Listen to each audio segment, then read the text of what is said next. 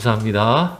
하나님 말씀은 창세기 35장 1절에서 15절까지 말씀 함께 보십니다. 구약성경 53페이지 창세기 35장 1절부터 15절 말씀 함께 보시겠습니다. 우리 한 목소리로 말씀을 봉독하겠습니다. 하나님이 야곱에게 이르시되 일어나 베델로 올라가서 거기 거주하며 내가 내 형 에서의 낯을 피하여 도망하던 때에 내게 나타났던 하나님께 거기서 제단을 쌓아라 하신지라. 야곱이 이에 자기 집안 사람과 자기와 함께한 모든 자에게 이르되 너희 중에 있는 이방 신상들을 버리고 자신을 정결하게 하고 너희들의 의복을 바꾸어 입으라. 우리가 일어나 베델로 올라가자. 내 환난 날에 내게 응답하시며 내가 가는 길에서 나와 함께 하신 하나님께 내가 거기서 제단을 쌓으려 하노라 하매 그들이 자기 손에 있는 모든 이방 신상들과 자기 귀에 있는 귀고리들을 야곱에게 주는지라. 야곱이 그것들을 세겜 근처 상수리 나무 아래에 묻고 그들이 떠났으나 하나님이 그 사면 고을들로 크게 두려워하게 하였으므로 야곱의 아들들을 추격하는 자가 없었더라. 야곱과 그와 함께한 모든 사람이 가나안 땅 루스 곧 베델에 이르고 그가 거기서 제단을 쌓고 그곳을 엘베델이라 불렀으니 이는 그의 형의 낯을 피할 때 하나님이 거기서 그에게 나타나셨음이더라. 리브가의 유모 드보라가 죽음에 그를 베델 아래에 있는 상수리 나무 밑에 장사하고 그 나무 이름을 알론바굿이라 불렀더라. 야곱이 밧단 아람에서 돌아오매 하나님이 다시 야곱에게 나타나사 그에게 복을 주시고 하나님이 그에게 이르시되 내 이름이 야곱이지만은 내 이름을 다시는 야곱이라 부르지 않겠고 이스라엘이 내 이름이 되리라 하시고 그가 그의 이름을 이스라엘이라 부르시고 하나님이 그에게 이르시되 나는 전능한 하나님이라 생육하며 번성하라. 한 백성과 백성들의 총회가 내게서 나오고 왕들이 내 허리에서 나오리라. 내가 아브라함과 이삭에게 준 땅을 내게 주고 내가 내 후손에게도 그 땅을 주리라 하시고 하나님이 그와 말씀하시던 곳에서 그를 떠나 올라가시는지라. 야곱이 하나님이 자기와 말씀하시던 곳에 기둥 곧 돌기둥을 세우고 그 위에 전제물을 붓고 또 그 위에 기름을 붓고 하나님이 자기와 말씀하시던 곳의 이름을 베델이라 불렀더라. 아멘. 우리 한번 좌우로 인사합니다. 사랑하고 축복합니다. 네.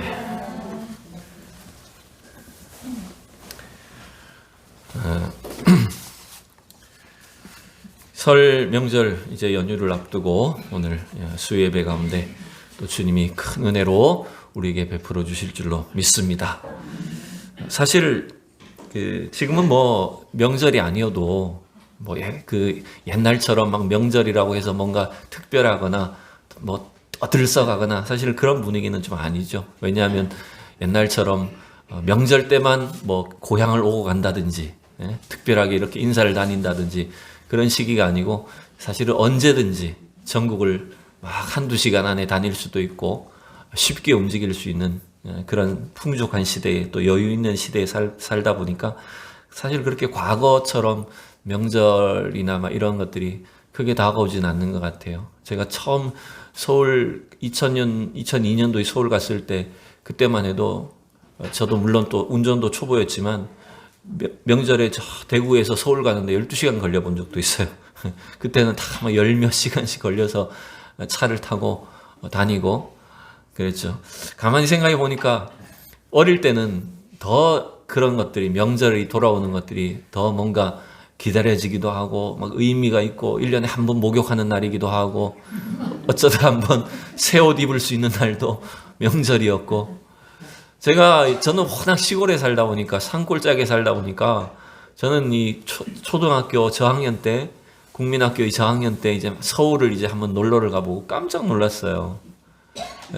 제가 그렇게 더러운 줄 처음 알았어요. 서울 가가지고 서울에서 상도동에 그때 저희 형님이 학교를 다닐 때 거기 상도동 그 판자촌 막 되어 있는 그런 산동네에 이제 갔는데 그때 한창 막 이제 63빌딩을 막 짓고 있더라고요. 거기서 이렇게 언덕에서 쳐다보니까. 그래서 그 마을버스를 탔는데 마을버스 타면 이게 손잡이를 잡아야 되잖아요.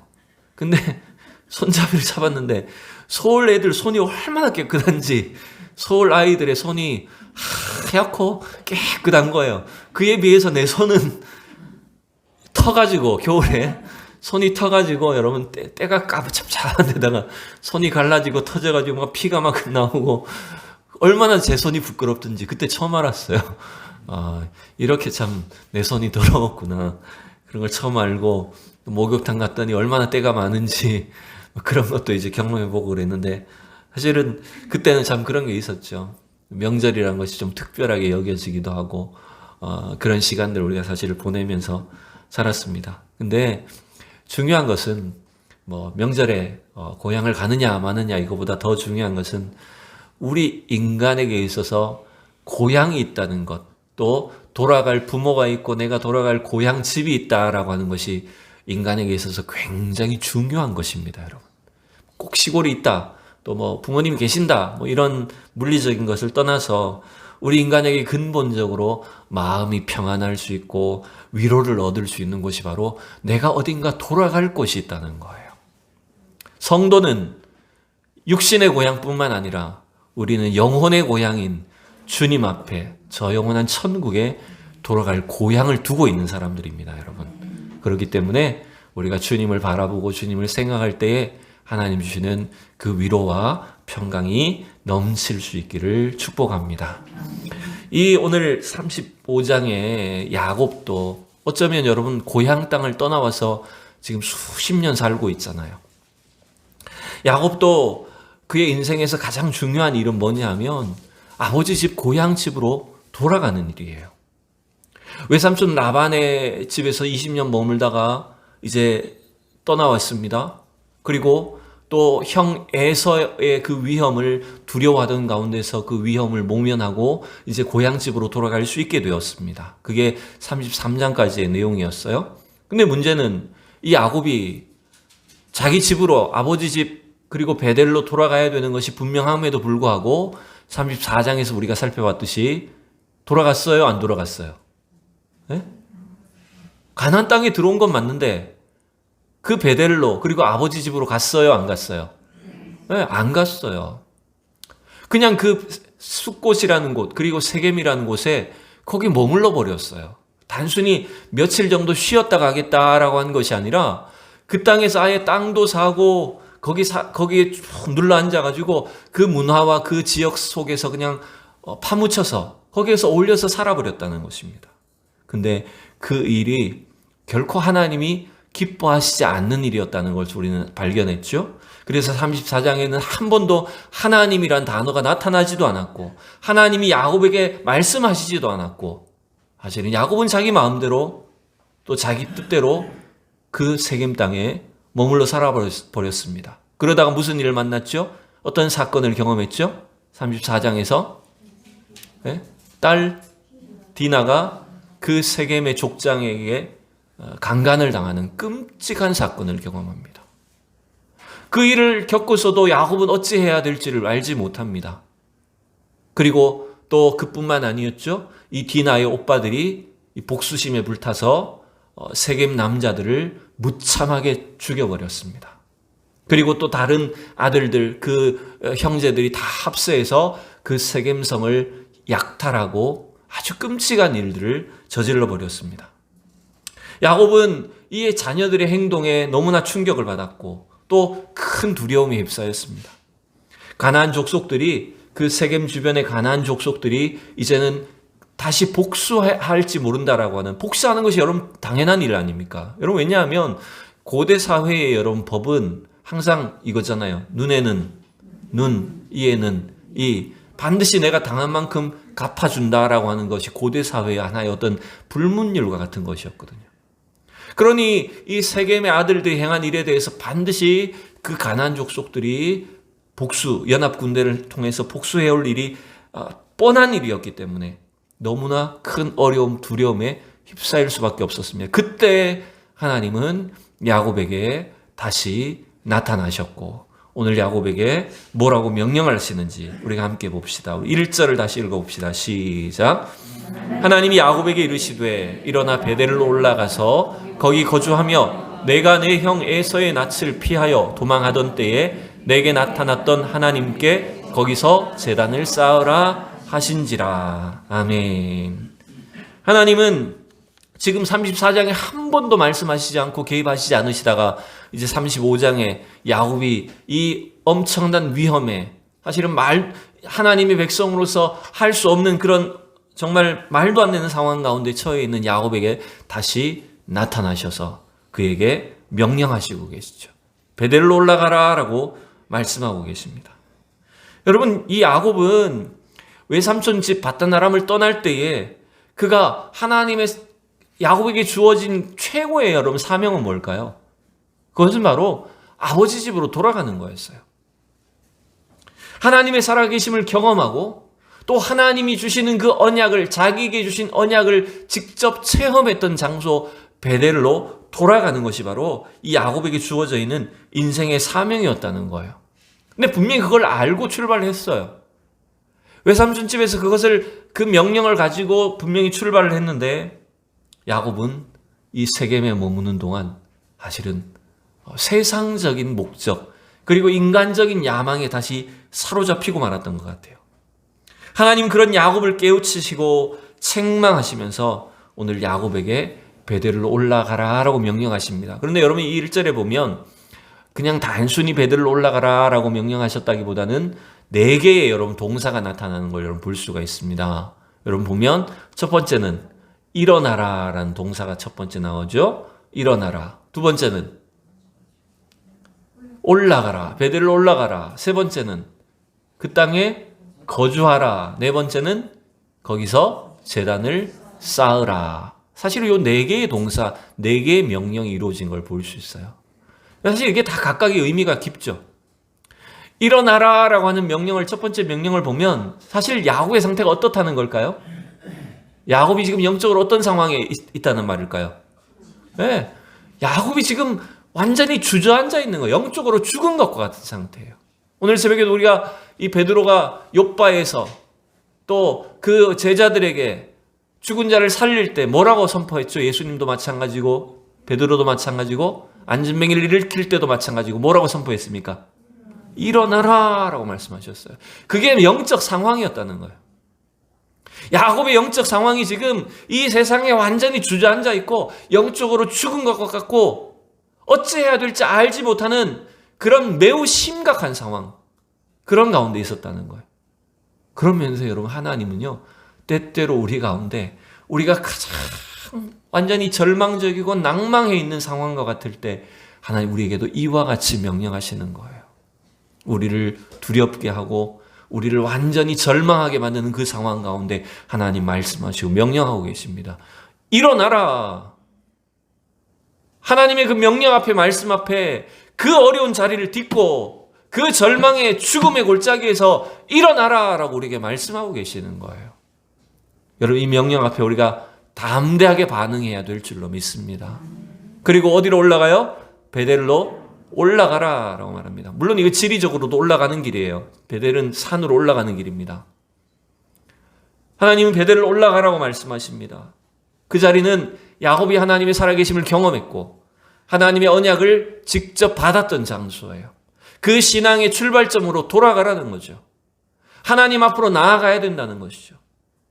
그래야 이 야곱의 영혼이, 야곱의 생명이 다시 살아나고 회복될 수 있다는 것입니다. 근데 그것이 잠시 잠깐 하나님의 집으로 베델로 잠시 잠깐 올라가라는 말일까요? 세 번째 뭐라고 명령했어요? 그 땅에 거주하라 그랬잖아요. 여러분 거주하라는 말은 무슨 말이에요? 네, 거기서 계속 주님 앞에 살아야 된다는 거예요.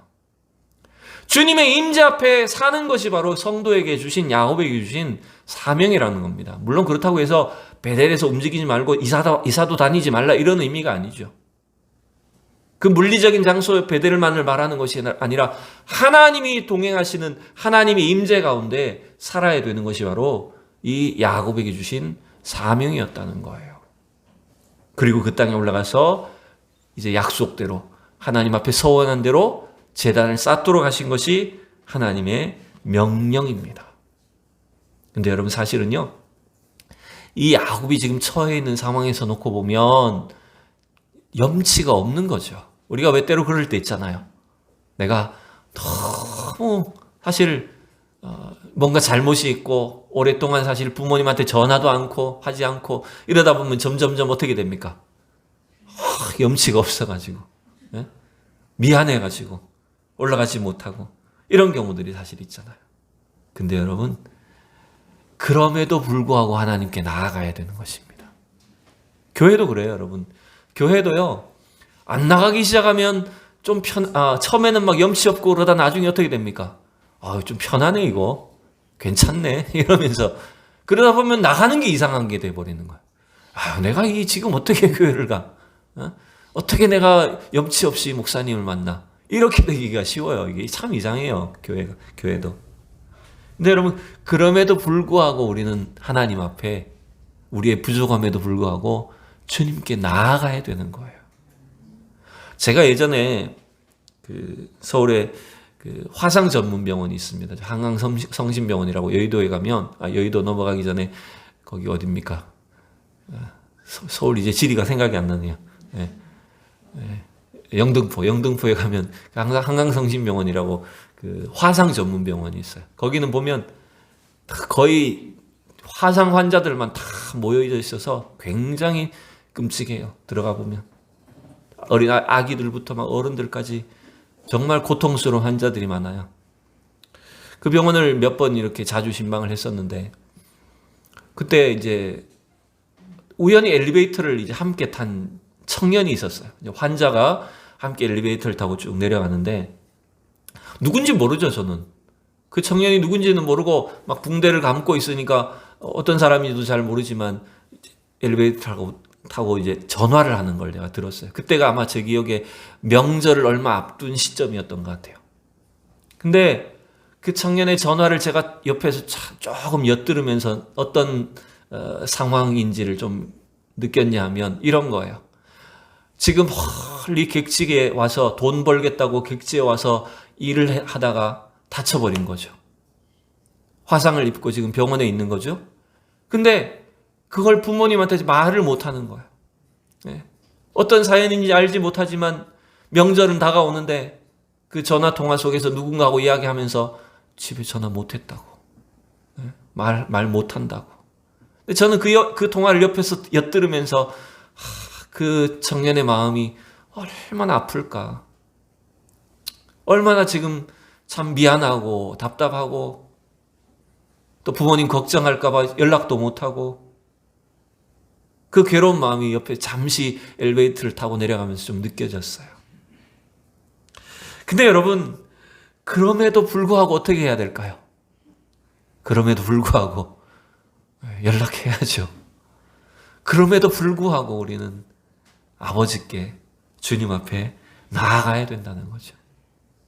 우리가 그렇게 주님 앞에 나아갈 때 하나님이 우리를 따뜻하게 맞아주시고 안아주시고 위로해 주시는 분이 바로 하나님이시라는 사실을 이 야곱에게 가르쳐 주시는 거예요. 이 야곱이 이제 하나님 명령을, 말씀을 받았어요. 그래서 이제 야곱은 결단을 합니다. 2절에 보면 뭐라고 이제 결단을 합니까? 2절 읽어봅시다. 시작. 야곱이 이에 자기 집안 사람과 자기와 함께한 모든 자에게 이르되 너희 중에 있는 이방 신상들을 버리고 자신을 정결하게 하고 너희들의 의복을 바꾸어 입으라. 아멘. 여러분, 지금 야곱이 스스로 하나님의 명령 앞에 세 가지를 뭔가 준비를 하죠. 어떤 준비를 합니까? 하나님께 나아가기 위해서 세 가지 명령을 했죠. 세 가지 준비를 하죠. 뭡니까 그게? 이방 신상을 버리라. 두 번째, 자신을 깨끗하게 정결하게 하라. 세 번째, 의복을 바꾸어 입으라 라고 이렇게 말합니다. 이 세겜의 이 끔찍한 시간들, 그 고통스러운 시간들을 통해서 야곱은 너무 놀랐고 두려움에 빠져 있었습니다. 근데 이 야곱에게 하나님께서 베델로 올라가라 라고 명령을 하시자 이제 야곱은 자신에게 어떤 문제점이 있는지, 내가 아버지께 돌아가기에 뭐가 부족한지를 이제 스스로 돌아보고 깨닫게 되었습니다. 그래서 올라갈 준비를 하는데 뭘 버리죠? 세 가지를 뭘 준비를 하죠? 이방 신상을 버리라. 여러분, 이방 신상을 버리라는 걸 가만히 살펴보면 이 야곱과 그의 자녀들이나 그의 가족들, 이 야곱의 사람들에게 이방 신상이 있었을까요? 없었을까요? 있었다는 얘기죠. 특별히 여러분 기억나는 게 뭐가 있습니까? 지금 야곱의 가족들이 어떤 이방 신상 갖고 있을까요? 그렇죠. 라헬이 아버지 집에서 도망쳐 나올 때 뭘 훔쳐왔어요? 네, 아버지가 가정 우상으로 섬기고 있는 그 이름이 뭐였죠? 드라빔? 네, 드라빔. 네, 하여튼 네, 그걸 가지고 말 안장에다가 숨겨가지고 몰래 나왔어요. 그 지금까지 아마 갖고 있었을 거예요. 왜냐하면 그걸 야곱은 어쩌면 지금도 모르고 있었을 거예요. 자기 부인이 숨기고 있었으면. 그뿐만이 아니죠. 야곱의 자녀들이 지금 세겜성 주변에서 머물러 살면서 또 세겜성을 약탈하면서 뭘 가지고 왔을까요? 당연히 그 세겜 사람들이 갖고 있는 그 우상의 어떤 금붙이들이나 귀걸이나 코걸이나 이런 것들이 전부 다 우상과 관련된 일들이 많을 거예요.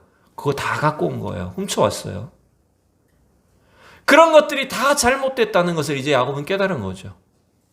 그래서 그 노획한 우상들을, 재물들을, 이런 것들을 다 버리라 라고 하고 이제 나중에 가보면 그것을 상수리나무 밑에 묻었다라고 이렇게 되어 있죠. 또 하나님 앞에 서기 위해서 정결하게 해야 되는데 두 가지죠. 사실은 몸을 씻는 것과 의복을 갈아입는 거예요. 이건 뭐 나중에 율법에서 제정한 일인데 야곱은 미리 하나님 앞에 나아가기 위해서 이 두 가지가 필요하다는 것을 알고 정결하게 하고 정결 예식을 따라서 하나님 앞에 나아갔다라고 하는 것들을 볼 수 있죠. 왜냐하면 이제는 야곱은 더 이상 과거의 사람으로 살 수 없기 때문에, 야곱은 과거의 개인 야곱으로서 머물러 있을 수 있는 게 아니라 이제는 어떤 이름으로 하나님 앞에 나아가야 될까요, 여러분? 이스라엘로 나아가야 되죠.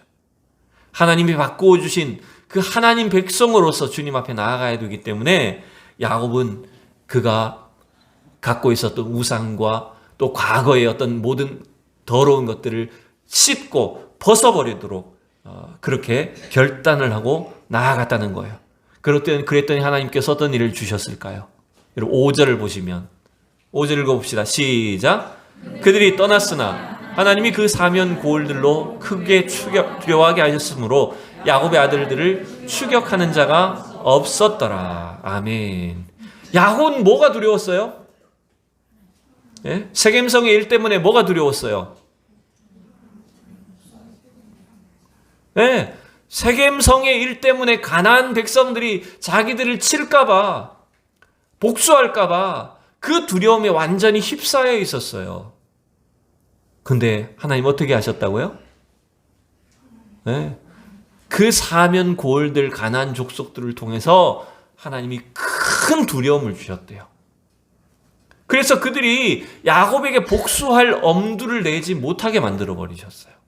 여러분 그렇다고 해서 우리가 막 나쁜 짓 해도 하나님이 그냥 막 이렇게 막아주시는구나 이렇게 하면 안 돼요. 그죠? 그런 의미가 아니라 하나님은 그 자기 백성이 사실 이렇게 야곱과 그의 아들들이 엉뚱한 짓을 하고 나쁜 짓을 하고 이 잘못된 길에 빠졌음에도 불구하고 끝끝내 그들을 구출해 내셔야 되는 것, 그들을 끝까지 사랑하셔서 그 죄악 가운데서, 그 진흙텅이 가운데서 그들을 건져내셔야 되는 것이 바로 하나님의 사랑이었다는 거예요. 배후에 하나님이 이렇게 역사하고 계신다는 겁니다. 외삼촌 라반이 야곱 죽이겠다고 쫓아올 때도 하나님 어떻게 하셨어요? 밤에 라반의 꿈에 나타나셔서 야곱 건드리지 마 경고해 주셨어요. 어쩌면 에서가 막 복수심을 가지고 야곱에게 달려올 때도 마찬가지였을 거예요. 저 야곱을 함부로 건드리면 안 되겠구나라고 하는 걸 하나님 깨닫게 하셨을 거예요. 이 세겜성의 일 때문에 이 가나안 족속들이 복수심을 갖지 못하도록 그들을 두려워하는 마음을 갖게 하셨어요. 여러분 그렇기 때문에 우리가 어떤 어려운 상황에 처해 있을지라도 하나님 앞에 나아갈 수 없는, 도대체 염치가 없어서 하나님 앞에 나아갈 수도 없는 그런 상황이 되었다라고 할지라도 하나님은 우리를 어떻게 하실까요? 베델로 올라오라고, 베델로 올라가자고 우리를 부르시고 있다는 것입니다. 여러분 우리 성도에게 있어서 가장 중요한 사명은요, 하나님의 사랑 그 은혜를 회복하는 일이에요. 야곱은 어쩌면 뭘 자꾸 착각하냐면 내가 하나님의 축복을 이만큼 받았으니 혹은 내가 하나님이 주시는 이 장자의 축복을 받았기 때문에 나는 세상적으로도 이런 사람이 되어야 돼. 자꾸 이런 생각하는 거예요. 세상적인 성공, 어떤 남들이 보기에 이만큼 뭔가 대단한 사람이야 라고 하는 것들을 나타내고 보여주고 그걸 얻는 것이 목표가 그걸 목표로 하는 사람이었어요. 근데 하나님은 그걸 원하실까요? 하나님 그거 하나도 안 필요한데 자꾸 야곱은 거기에 집중하고 있는 거죠. 여러분, 이게 어쩌면 우리의 모습일 수가 있어요. 하나님에게는 세상적인 부와 성공과 명예 하나도 필요 없으세요. 우리가 그렇게 세상적으로 잘 나가는 건 하나님 별로 기뻐하지 않으십니다, 여러분. 하나님이 정말로 바라고 원하시는 것은 주님과 함께 살아가기를 원하시는 거예요. 아버지의 사랑과 그 은혜를 날마다 누리며 살아가는 것을 원하신다는 거예요. 그래서 하나님은 야곱에게 베델로 올라가라라고 명령하셨고, 이제 이 야곱은 그 자기가 잊고 있었던 하나님의 부르심을, 그 약속을, 사명을 기억해서 베델로 이제 가족들을 데리고 올라가게 됩니다. 그래서 베델로 올라갔어요. 여러분, 이 이 세겜에서 베델까지는 거리가 약 한 50km 정도 떨어져 있다고 그럽니다. 근데 여러분, 이 베델의 원래 이름은 뭐였습니까? 네? 야곱이 하나님을 경험했기 때문에 그냥 베델이라고 붙인 것이지 원래 그 지명은 뭐였습니까? 성경에 오늘 읽었는데 루스였죠. 베델의 원래 이름은 루스였고 야곱 때문에 베델이라고 붙인 거예요. 그죠? 그런 면에서 보면 어쩌면 하나님과 야곱 사이에는 베델로 올라가라고 하면 어디 장소인지는 알지만 세상 사람들은 베델을 몰라요. 맞잖아요. 야곱에게만 베델이라고 하는 의미 있는 장소가 되었을 뿐이지 세상적으로 보면 그 지명은 루스예요, 여러분.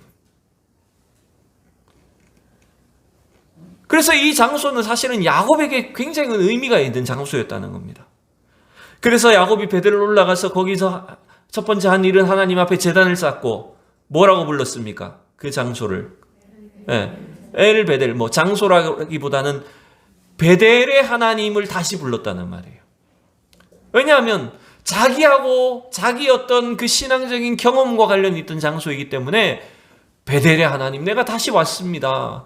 하나님 이제서야 베델의 하나님의 이름을 부릅니다 라고 엘 베델이라고 불렀다는 말이에요. 어쩌면 이 야곱이 베델에 와서 제단을 쌓고 하나님의 이름을 불렀을 때 엄청난 아마 감격 속에 있었을 것 같아요. 근데 여러분, 좀 8절이 좀 의아하죠. 오늘 8절을 사실 크게 중요하진 않은데 약간 8절이 좀 읽다가 보면 엉뚱하게 보이는 구절이 하나가 들어가 있죠. 8절을 보면 어떻게 되어 있습니까? 리브가의 유모 드보라가 죽음에 그를 베델 아래에 있는 상수리 나무 밑에 장사하고 그 나무 이름을 알론바굿이라 불렀더라. 사실은 야곱과는 그렇게 큰 관련이 없는 사람 아닌가요? 리브가의 유모니까. 그죠? 근데 갑자기 왜 야곱이 지금 베델로 돌아오는 장면과 이 리브가의 유모가 죽은 것을 가지고 왜 여기 다 이렇게 끼워 넣어놨을까? 물론 실제 이제 그때 죽었으니까 넣어놨겠지만 여러 가지 해석이 있을 수 있는데 저는 좀 이렇게 보여요. 여러분, 리브가는 사실 어디에서 온 사람입니까? 이삭의 부인이었던 리브가는 어디에서 시집을 왔어요? 네? 자기 친정에서 왔죠. 그것이 어디예요? 바다나람에서 왔잖아요. 야곱이 지금 머물러 있었던 외삼촌 집, 그 하란 땅 바다나람에서 이삭한테로 가나안 땅에 시집을 왔잖아요. 그러면 유모가 지금 여기 있었다는 말은 리브가가 시집 올 때 유모가 같이 온 거죠. 맞죠? 리브가의 유모니까 리브가 어릴 때 젖을 먹여 키우고 말하자면 친정 엄마 같은 역할을 한 사람이에요. 계속 따라가는 거죠. 그래서 이 리브가의 유모가 지금 가나안 땅에 들어와서 리브가와 함께 살고 있었던 것 같아요. 물론 또 야곱이 어릴 때도 돌봐주긴 했겠죠. 근데 여기서 굳이 왜 리브가의 유모가 죽은 것을 왜 여기서 딱 넣어놨을까 하면 이런 의미가 좀 있지 않을까요? 결국 이 리브가의 유모는 엄밀히 말하면, 물론 리브가를 따라서 가나안 땅에 들어와 살고 있긴 하지만 엄밀히 말하면 어디 사람이라고 할 수 있을까요? 바단 아람 사람이에요. 바단 아람과 관련 있는 사람이 죽었다라고 하는 것은 이제 야곱은 더 이상 바단 아람과는 관계가 없어졌다라고 하는 것들을 선언적으로 나타내는 의미가 있지 않나 싶습니다. 왜 그걸 또 제가 이렇게 해석을 하냐면 9절이 의미가 있어서 그래요. 9절을 보면 이렇게 표현하고 있죠. 그 다음에 9절 읽어봅시다. 시작. 야곱이 바단 아람에서 돌아오매 하나님이 다시 야곱에게 나타나사 그에게 복을 주시고. 여러분, 분명히 야곱은 외삼촌 집을 떠나서 이미 몇 년 전에 가나안 땅에 들어와 있었어요. 맞잖아요. 요단강 건너서 숫곳과 세겜성에 한참 머물러 살았어요. 물론 정확한 기간은 알지 못하지만 몇 년 정도는 아마 세겜에 살았던 것 같아요. 근데 하나님은 지금 베델에 올라온 야곱을 향해서 뭐라고 표현하고 있습니까? 야곱이 바단 아람에서 돌아오매라고 이렇게 지금 선언하고 있어요. 이 말은 여러분 굉장히 의미가 있지 않습니까? 야곱이 외삼촌 집을 떠난 지 한참 되었고 이미 가나안 땅에 들어와서 살고 있었음에도 불구하고 야곱은 아직도 돌아오지 않은 것과 같은 상태였어요. 야곱은 아직도 바단 아람의 그 모든 과거의 욕심과 그 모든 이 욕망으로 가득한 사람이었다는 거예요. 가나안 땅 세겜성에 머무르며 살고 있었지만 세상적인 욕심과 어떻게 해서든지 이 성공을 이루어야겠다는 그 야망으로 충만한 사람이었다는 거예요. 그러니 그는 아직도 바단 아람에 머무는 것과 똑같은 상황이었다는 거죠.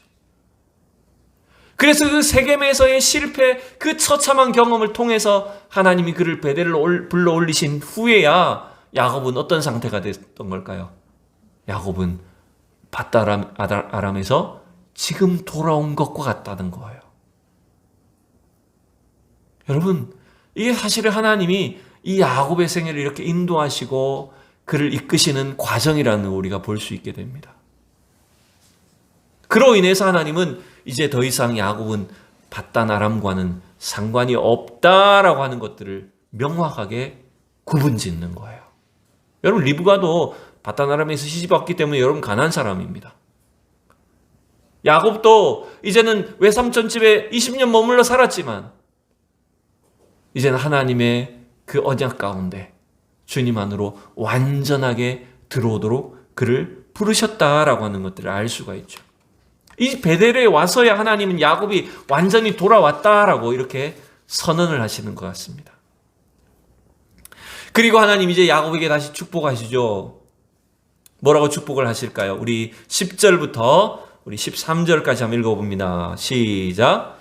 하나님이 그에게 이르시되 내 이름이 야곱이지만은 내 이름을 다시는 야곱이라 부르지 않겠고 이스라엘이 내 이름이 되리라 하시고 그가 그의 이름을 이스라엘이라 부르시고 하나님이 그에게 이르시되 나는 전능한 하나님이라 생육하며 번성하라 한 백성과 백성들의 총회가 내게서 나오고 왕들이 내 허리에서 나오리라. 내가 내 아브람과 이삭에게 준 땅을 내게 주고 내가 내 후손에게도 그 땅을 주리라 하시고 하나님이 그와 말씀하시던 곳에서 그를 떠나 올라가시는지라. 아멘.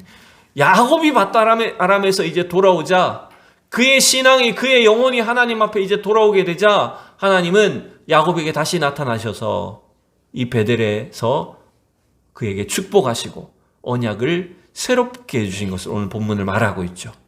특별히 여러분 10절에는 이미 야복나루에서 하셨던 말씀을 다시 반복하고 계세요. 너를 더 이상 야곱이라 부르지 않겠고 이스라엘이라 부를 것이다 라고 말씀하셨어요. 여러분 이 이름을 바꿔주신 것은 의미가 있다고 말씀드렸었습니다. 여러분 단순히 계명했다는 의미가 아니에요. 야곱의 이름을 다른 이름으로 이시로 바꿨다는 말이 아니라 야곱이 이제는 개인으로서의 존재가 아니라 야곱은 어떤 존재라는 걸까요? 민족으로서의 개념을 가지고 하나님 그를 보고 계시다는 거예요. 개인의 인생으로서 야곱의 어떤 생애를 보고 계시다기보다는 하나님은 이제 이스라엘이라고 하는 한 민족의 개념으로 야곱을 보고 계시고 그의 생애를 사용하시고 그의 앞날에 대한 모든 계획들을 갖고 계시다는 거예요. 그래서 이 말씀을 다시 하시는 겁니다. 그리고 11절에는 여러분 이 11절 읽어보면 뭐가 생각나셔야 돼요. 하나님 그에게 이르시되 나는 전능한 하나님이라 라고 시작하고 있어요. 여러분 창세기 17장에서요. 아브라함이 하나님의 약속을 받았음에도 불구하고 그 약속을 잘 믿지 못해가지고 여종 하갈을 통해서 이스마엘을 생산하죠. 그리고 나니 하나님께서 한참 동안 3년 동안인가 말씀을 하지 않으셔요. 그러다가 하나님 97세 때 다시 나타나셔서 말씀하신 게 뭐냐면 이 말씀을 똑같이 시작하셨어요. 나는 전능한 하나님이라 라고 말씀하셨어요. 그러면서 하나님이 아브라함에게 그 약속 언약을 분명하게 알려주셨어요. 그것과 사실은 동일해요. 야곱에게도 동일하게 이 하나님의 언약 약속들을 동일하게 주셨고 똑같은 약속이란 말이 아닙니다. 아브라함에게 주셨던 그 언약이 이제 야곱을 통해서 그의 12아들들을 통해서 구체적으로 성취가 될 것에 대해서 분명히 말씀하고 계신 거예요. 여러분 그래서 하나님의 언약은 하나님의 약속은 반드시 이루어진다는 것이고 그 언약은 반드시 이 야곱의 생애만을 통해서가 아니라 이제 그의 자손들을 통해서 반드시 성취가 된다라고 하는 것들을 다시 말씀하고 계시는 거죠. 그리고 그 약속은 이 야곱에게 주셨던 약속은요. 자녀에게 대해서 땅에 대해서 이 말씀하신 약속은 사실은 창세기 28장에서 주셨던 그 약속, 야곱이 이 외삼촌 집을 향해서 도망갈 때 그 베델에서 주셨던 약속을 동일하게 주신 것이다라고 하는 우리는 알 수가 있습니다. 자, 그건 좀 이따가 살펴보고 이제 하나님께서 주신 이 약속 축복들을 경험한 뒤에 야곱은 이제 또 어떻게 합니까? 15절만 읽어봅시다. 시작. 내가 너와 함께 있어. 내가 어디로 가든지 너를 지키며. 아이고 죄송합니다. 이게 아니고 이거는 28장 15절이네요. 자, 우리 35장 15절 부분을 볼까요? 자막은 없지만 35장 14절 15절 두 절 읽어봅시다. 시작. 야곱이 하나님이 자기와 말씀하시던 곳에 기둥 곧 돌기둥을 세우고 그 위에 전제물을 붓고 또 그 위에 기름을 붓고 하나님이 자기와 말씀하시던 곳의 이름을 베델이라 불렀더라. 아멘. 여러분 지금 이 야곱의 행위는 돌 기둥을 세우고 거기에 전제물을 붓고 기름을 붓고 또 그곳의 이름을 베델이라고 불렀다라고 하는 이 야곱의 행동은 사실은 야곱이 형 에서를 피해서 도망칠 때 베델에서 하나님을 만난 뒤에 서원한 것입니다. 여러분 기억나나요? 하나님 나를 지켜주시고 먹을 것을 주시고 나로 평안히 아버지 집으로 돌아오게 하시면 내가 여기다 하나님 제단을 쌓겠습니다. 그리고 하나님께 11조를 드리겠습니다. 라고 하면서 서원했던 거 여러분 기억나죠? 28장에 그 일을 그대로 지금 지키는 거예요. 야곱이 자기가 서원한 것들을 그대로 행한 거예요. 근데 여러분 저는 이렇게 생각합니다. 이 야곱의 서원을 이루게 하신 것은 사실은 하나님이셨어요. 야곱의 서원이 성취되도록 하신 분은 야곱을 절대로 포기하지 아니하시고 그가 아무리 실수하고 엉뚱한 짓 하고 철없이 끊임없이 하나님의 약속을 기억하지 못하는 것처럼 보였지만 그 약속을 성취해 주신 분은 바로 서원을 이루게 하신 분이 바로 여호와 하나님이셨다는 말이에요. 그래서 우리는 28장의 약속을 아까 제가 15절을 띄웠는데 다시 한번 볼 필요가 있죠. 창세기 28장 15절 같이 읽어봅시다. 시작. 내가 너와 함께 있어. 내가 어디로 가든지 너를 지키며 너를 이끌어 이 땅으로 돌아오게 할지를 내가 내게 허락한 것을 다 이루기까지 너를 떠나지 아니하리라 하신지라. 아멘. 하나님이 야곱이 어떤 서원을 하니까 이 말씀하신 건가요? 아니에요.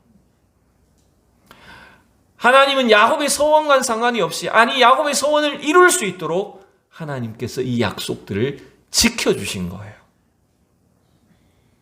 교활하고 욕심 많고 비겁하고 하나님의 뜻을 말씀을 잘 깨닫지 못해서 끊임없이 어리석은 일을 행하는 야곱이었지만 하나님 그를 통해서 약속하신 것을 반드시 이루시고 베델로 다시 그를 돌아오게 하셨고 또 야곱의 앞으로의 생애 뿐만 아니라 이제 그 자손들을 통해서 주신 계획하신 일들을 하나님이 반드시 이루실 것이다 라고 하는 것들을 알게 하시는 분입니다.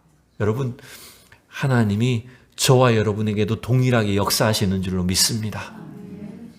우리가 뭔가 대단한 걸 소원하고 하나님 내가 이만큼 헌금할게요, 하나님 내가 이만큼 일할게요 라고 해서 하나님이 일하신다기보다는 우리가 하나님의 약속을 신뢰하며 주님 앞에 돌이킬 때 우리를 통해서 일하시는 하나님이 놀랍게도 그 하나님의 영광을 위해서 주님의 그 언약과 계획을 위해서 우리 안에서 역사하시는 분이십니다.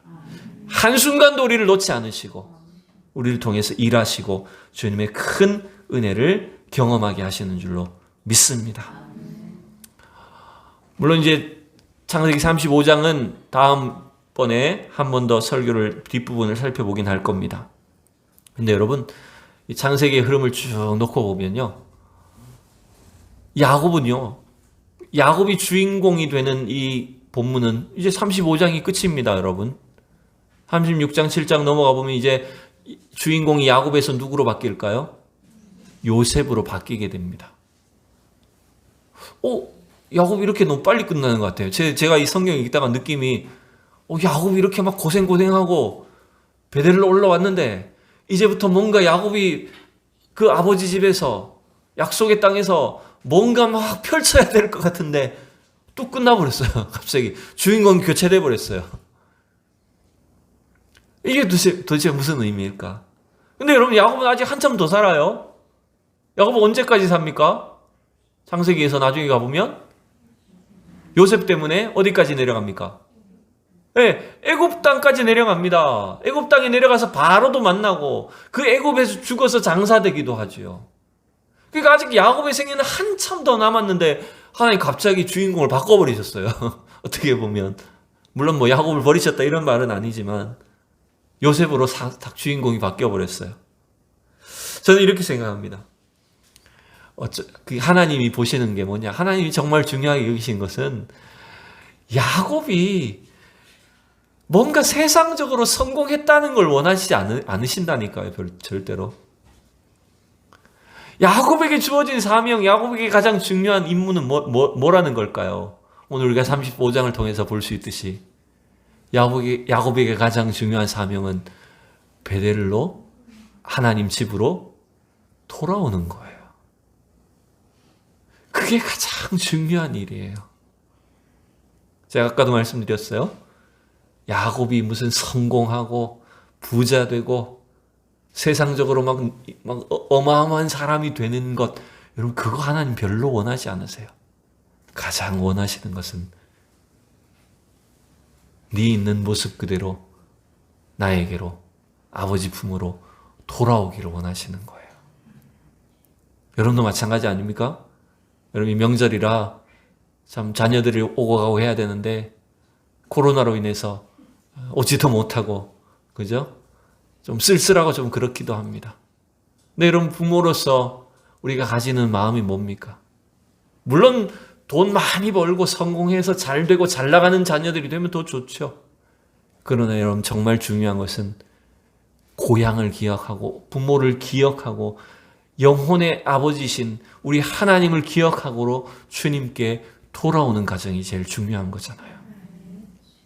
여러분 오늘은 특별히 기도할 때 우리 자녀들, 우리 자신들도 마찬가지이고 우리 자녀들, 우리 육신의 자녀들과 우리 성도들이 주님께 돌아오게 해달라고, 아버지 품으로 하나님의 집으로 어떤 상황에 있든지 다시 그 은혜와 사랑을 회복하고 나올 수 있는 그런 우리 성도들과 자녀들이 될 수 있도록 여러분 이 시간에 함께 기도할 수 있기를 원합니다. 우리 이 시간에 한번 합심해서 기도합시다. 오늘 이 말씀을 기억하고 하나님 그 야곱의 생애를 베델로 돌아오기까지 그를 끊임없이 인도하시고 그의 생애를 절대로 포기하지 아니하시고 구원하시고 인도해 주신 그 하나님이 우리 사랑하는 성도들과 우리 믿음의 자녀들과 어쩌면 이 세상의 성공과 이 세상적인 일들에 주저앉아 있는, 낙심해 있는, 머물러 있는 그 영혼들을 주님 다시 일으켜 세워주시옵시고 일어나 베델로 올라가게 하여 주시옵시고 하나님이 집 앞에 나와 주님 품 안에 거하는 그러한 우리 자녀들이 될 수 있게 해달라고 우리 시간에 합심해서 함께 기도하겠습니다. 하나님 아버지, 주의 은혜를 감사합니다. 주여, 오늘도 이 바다나람에 머물러 있던 여전히 세상적인 성공과 부와 아버지 이 세상의 것들을 추구하며 하나님 주저앉아 있었던 야곱을, 그를 끝끝내 부르셔서 그를 하나님의 품으로 다시 안아주시고 베델로 올라가게 하신 것처럼 하나님, 우리가 돌아가야 될 곳이 어딘지 알게 하여 주시옵소서. 우리가 나아가야 될 곳이 어딘지 깨닫게 하여 주시옵소서. 하나님, 어쩌면 이 세상 가운데 주저앉아 있는, 머물러 있는 우리 자녀들과 영혼들과 우리 성도들과 아버지 하나님, 우리 가족들이 다시 주님 품 안에 나오는 역사 있게 하여 주시옵소서. 아버지 집으로 돌아오게 하여 주시옵소서. 하나님 집 안에 하나님 주신 그 놀라운 은혜를, 첫사랑을 회복하며 아버지 그 은혜를 아버지 다시 한번 충만하게 누릴 수 있도록 주님이 도와 주시옵소서. 그래야 하나님 주시는 참된 사랑과 은혜를, 평안을 누리게 하여 주시옵소서. 주님이 아버지 하나님 주님이 우리를 통하여 이루어가 주시는 그 놀라운 아버지 언약과 하나님의 축복들을 다 이루어갈 수 있는 우리 믿음의 자녀들, 믿음의 백성들이 다 될 수 있도록 주님이 함께하여 주시옵소서. 주님 인도하시기로 나옵니다. 주옵소서. 거룩하신 아버지, 이렇게 명절 연휴를 보내면서 우리가 돌아가야 될 고향, 본향 저 천국을 또한 우리는 바라봅니다. 우리가 이 세상 속에 한평생 살아가지만 하나님, 참으로 하나님 품을 떠나서 살 수 없는 백성임을 기억하게 하여 주시옵소서. 아버지 집으로 돌아오는 백성들이 되게 하여 주시옵소서. 하나님의 은혜와 사랑을 회복하며 다시 한번 그 은혜 가운데 안겨서 주님이 주시는 그 사랑을 누리며 하나님 건강한 믿음으로 하나님께 영광 올려드릴 수 있는 우리 성도들과 우리 자녀들이 다 되게 하여 주시옵소서. 예수 그리스도의 이름으로 기도하옵나이다. 아멘. 우리 좌우로 인사합니다. 사랑하고 축복합니다. 네.